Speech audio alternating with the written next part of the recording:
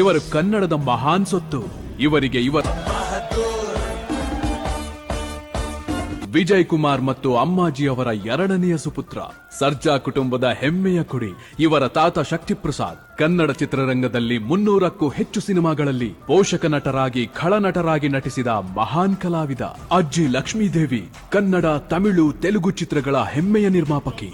ಇವರ ಸೋದರ ಮಾವ ಕಿಶೋರ್ ಸರ್ಜಾ, ಅಳಿಮಯ್ಯ, ತುತ್ತಾಮುತ್ತ, ಬಾವಬಾ ಮೈದ, ವಾಯುಪುತ್ರದಂತಹ ಅದ್ಭುತ ಚಿತ್ರಗಳ ಬ್ಲಾಕ್ ಬಾಸ್ಟರ್ ನಿರ್ದೇಶಕರು. ಇನ್ನೊಬ್ಬ ಸೋದರ ಮಾವ ದಕ್ಷಿಣ ಭಾರತದ ದಿಗ್ಗಜ ನಟ, ನಿರ್ಮಾಪಕ, ನಿರ್ದೇಶಕ, ವಿತರಕ, ಆಕ್ಷನ್ ಕಿಂಗ್ ಬಿರುದಾಂಕಿತ, ಎಷ್ಟೋ ಪ್ರಶಸ್ತಿಗಳನ್ನ ತಮ್ಮ ಮಡಿಲಿಗೆ ದಕ್ಕಿಸಿಕೊಂಡ ಅಭಿಮಾನಿಗಳ ಆರಾಧ್ಯ ದೈವ ಆಕ್ಷನ್ ಕಿಂಗ್ ಅರ್ಜುನ್ ಸರ್ಜಾ.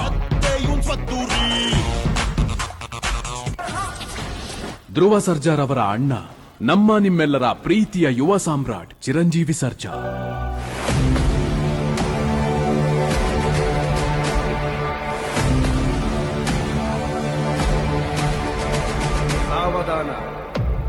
ಸ್ವಲ್ಪ ಸಾವಧಾನ. 30ಕ್ಕೂ ಹೆಚ್ಚು ಸಿನಿಮಾಗಳಲ್ಲಿ ನಾಯಕ ನಟರಾಗಿ ಅಭಿನಯಿಸಿದವರು. ತಮ್ಮ ಅಭಿನಯ ಕೌಶಲದಿಂದ ನಮ್ಮ ನಿಮ್ಮೆಲ್ಲರ ಮನಸ್ಸುಗಳಲ್ಲಿ ಸದಾ ಚಿರಂಜೀವಿಯಾಗಿ ನೆಲೆಸಿರುವವರು. ಚಿಕ್ಕ ವಯಸ್ಸಿನಿಂದ ಚಿತ್ರರಂಗವನ್ನು ಬಹಳ ಹತ್ತಿರದಿಂದ ಕಂಡಂತಹ ಧ್ರುವ ಸರ್ಜಾರವರು ಅಭಿನಯ ತಮ್ಮ ರಕ್ತಗತವಾಗಿ ಬಂದಿದ್ದರು. ನಟನಾ ತರಬೇತಿಗಾಗಿ ಇವರು ಆರಿಸಿಕೊಂಡದ್ದು ಅಭಿನಯ ತರಂಗ. ಅದ್ದೂರಿ ಸಿನಿಮಾದ ಅರ್ಜುನ್ ಪಾತ್ರಕ್ಕಾಗಿ ಧ್ರುವ ಶಿಸ್ತಿನ ಅಭ್ಯಾಸ ನಡೆಸಿದರು. ತಮ್ಮ ಅದ್ಭುತ ಪಾದರಸದಂತಹ ನೈಜ ಅಭಿನಯ, ಮ್ಯಾನರಿಸಂ ಹಾಗೂ ಅದ್ಭುತ ಡೈಲಾಗ್ ಡೆಲಿವರಿಯಿಂದ ಮನೆ ಮಾತಾದರು. ತಮ್ಮ ಎರಡನೇ ಚಿತ್ರದಲ್ಲೇ ಬಹು ಬೇಡಿಕೆಯನ್ನು ಸೃಷ್ಟಿಸಿಕೊಂಡಿದ್ದ ಧ್ರುವ ಸರ್ಜಾರವರನ್ನು ಹುಡುಕಿ ಬಂದಿದ್ದು ಸಾಲು ಸಾಲು ಕಥೆಗಳು ಹಾಗೂ ಅನುಭವಿ ನಿರ್ದೇಶಕರು.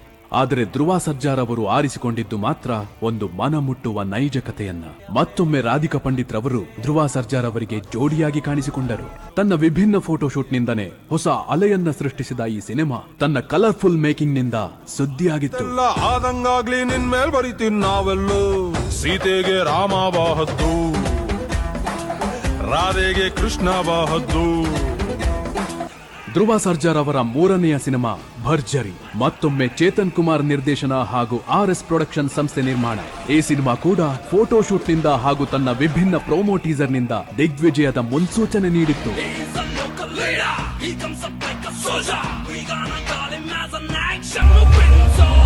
ಧ್ರುವ ಸತತ 3 ಭರ್ಜರಿ ಹಿಟ್ ನೀಡುವ ಮೂಲಕ ಹ್ಯಾಟ್ರಿಕ್ ಪ್ರಿನ್ಸ್ ಎನ್ನುವ ಬಿರುದಿಗೆ ಪಾತ್ರರಾದರು.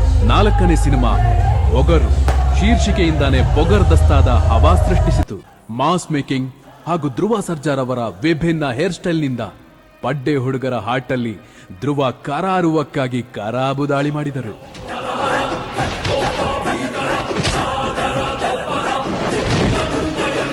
ಕನ್ನಡ ಸೇರಿದಂತೆ ಹಿಂದಿ, ತಮಿಳು ಹಾಗೂ ತೆಲುಗು ಭಾಷೆಗಳಲ್ಲಿ ರಿಲೀಸ್ ಆದ ಪೊಗರು ಸಿನಿಮಾವನ್ನು ನಿಬ್ಬೆರಗಾಗಿ ನೋಡಿದ ಪ್ರೇಕ್ಷಕ ಅಭೂತಪೂರ್ವ ಯಶಸ್ಸನ್ನು ತಂದುಕೊಟ್ಟಿದ್ದ. ಈ ಮೂಲಕ ನ್ಯಾಷನಲ್ ಪ್ರಿನ್ಸ್ ಪಟ್ಟವನ್ನು ಧ್ರುವ ಸರ್ಜಾರ್ ಅವರು ಗಿಟ್ಟಿಸಿಕೊಂಡಿದ್ದರು. ಇವರನ್ನು ನೋಡಲು ಪ್ರತಿ ಭಾನುವಾರ ರಾಜ್ಯದ ಮೂಲೆ ಮೂಲೆಗಳಿಂದ ಇವರ ಮನೆ ಮುಂದೆ ಸೇರುವ ಇವರ ಅಭಿಮಾನಿ ಬಳಗದ ಅಭಿಮಾನ ಅವರ್ಣನೀಯ.